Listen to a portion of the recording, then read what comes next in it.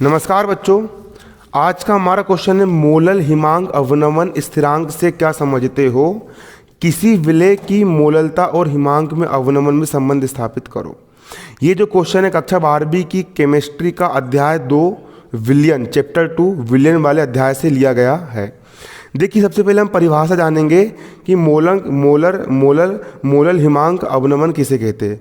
Molal हिमांक अवनमन किसे कहते हैं। देखो, एक मोल विलय को 1000 ग्राम विलायक में घोलने पर, एक रफ कॉपी दिखाओ।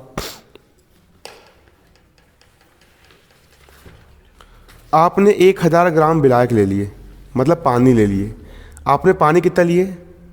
आपने पानी मतलब विलायक। आपने क्या लिए? आपने लिए पानी। पानी का मतलब क्या होता है? विलायक। पानी का मतलब होता है विलायक। पानी का मतलब होता है विलायक। विलायक आपने कितना लिए? 1000 ग्राम आपने विलायक लिए। आपने विलायक कितना लिए? 1000 ग्राम आपने क्या लिए? विलायक लिए। और इसमें आपने विलय कितना खोले? जो विलय है, विलय आपने कितना खोले? 1 मोल। विलय कितना खोले? यहाँ पर आपने 1 मोल खोल लिए, है ना।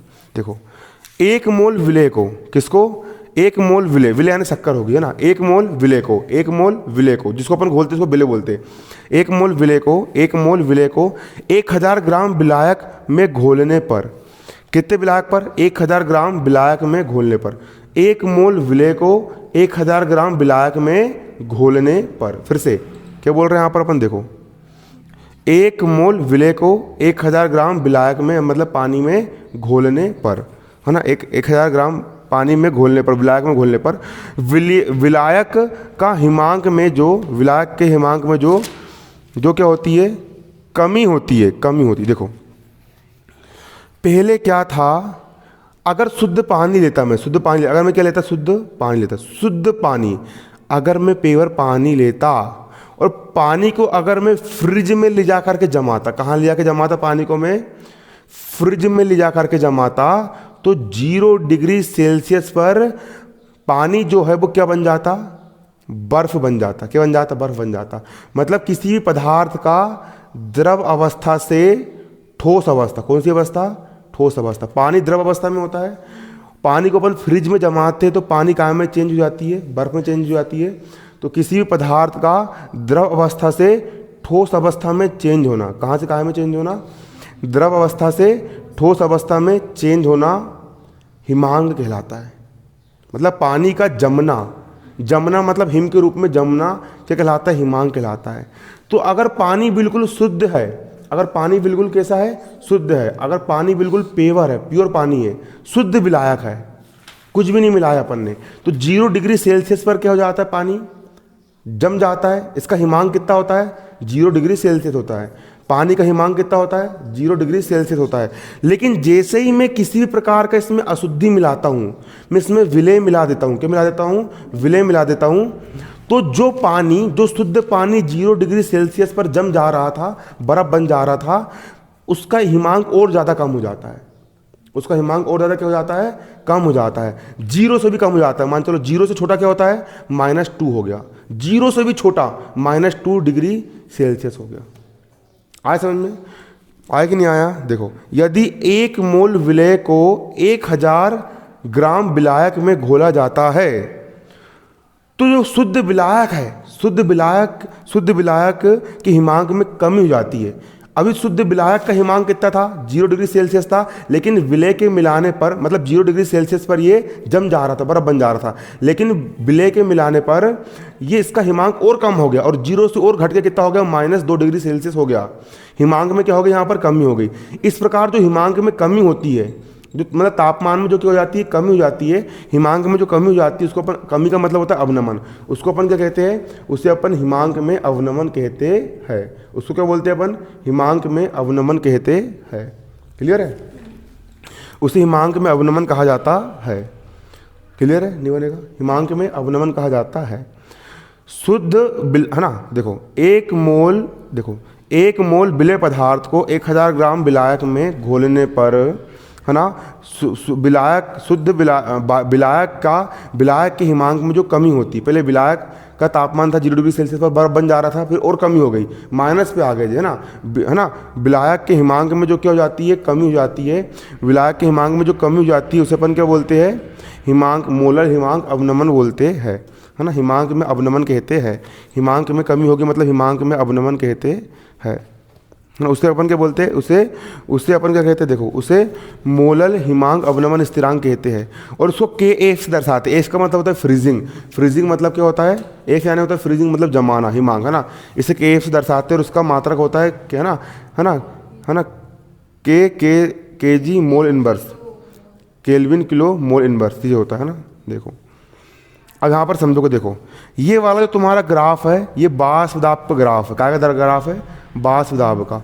और ये वाला जो तुम्हारा ग्राफ है ये तापमान या टेम्परेचर का क्या है, ग्राफ है। जब मेरा शुद्ध विलायक था, जो मेरा क्या था, शुद्ध विलायक था, देखो शुद्ध विलायक जो था, यहाँ पे देखना शुद्ध विलायक ये था, ये क्या था, शुद्ध विलायक था। आपने इसका तापमान कम करे, तापमान अभी इसका कितना है, T1 है। शुद्ध विलायक का तापमान कितना है, T1 है।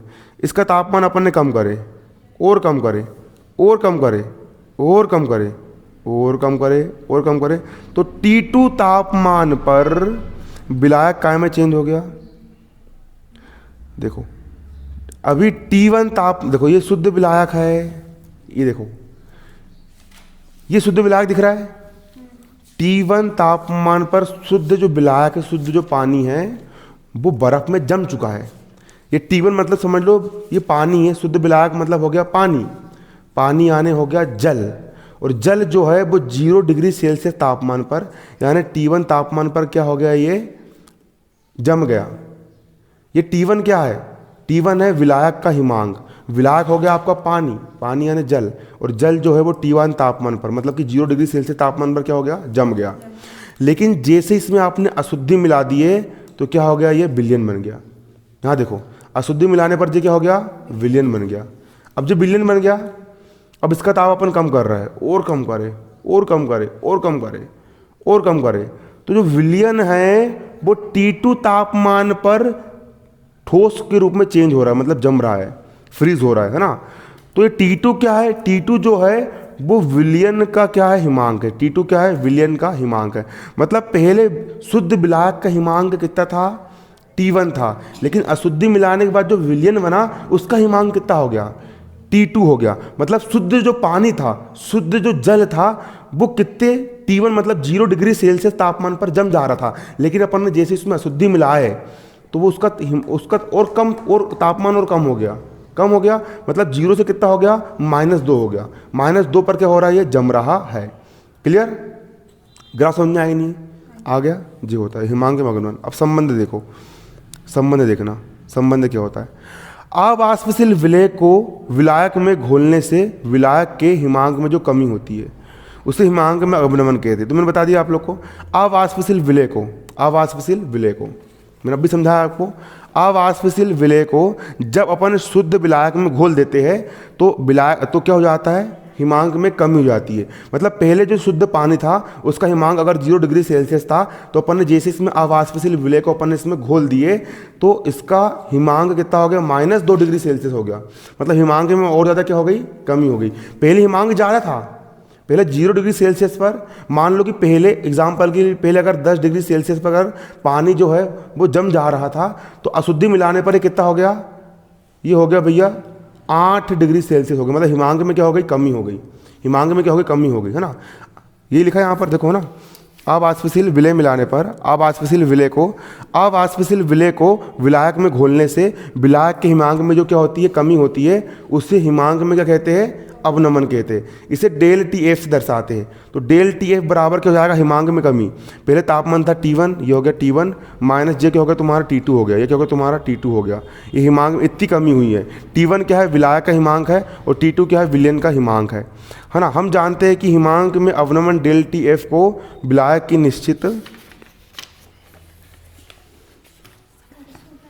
निश्चित मात्रा में घुले विलय के मोलों की सांद्रता के समानुपाती होता है। क्वथनांक में कमी कितनी होती है मालूम है, क्वथनांक में जो कमी हो रही है ना डेल TF, ये डेल TF अपन जितना अशुद्धि अपन घोल रहा है, जितना विलय पदार्थ अपन घोल रहा है उसके मोल के समानुपाती होती है।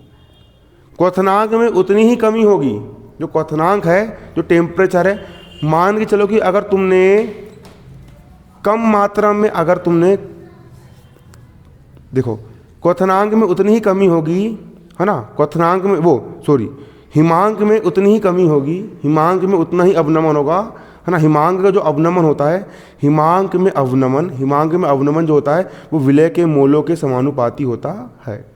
क्लियर। डेल टी एफ का होगा डेल टी एफ, समानुपाती हटेगा, बराबर चिन्ह लगेगा और एक नियतांक आएगा, यहाँ पर होगा केफ नियतांक, एम का हो गया एम।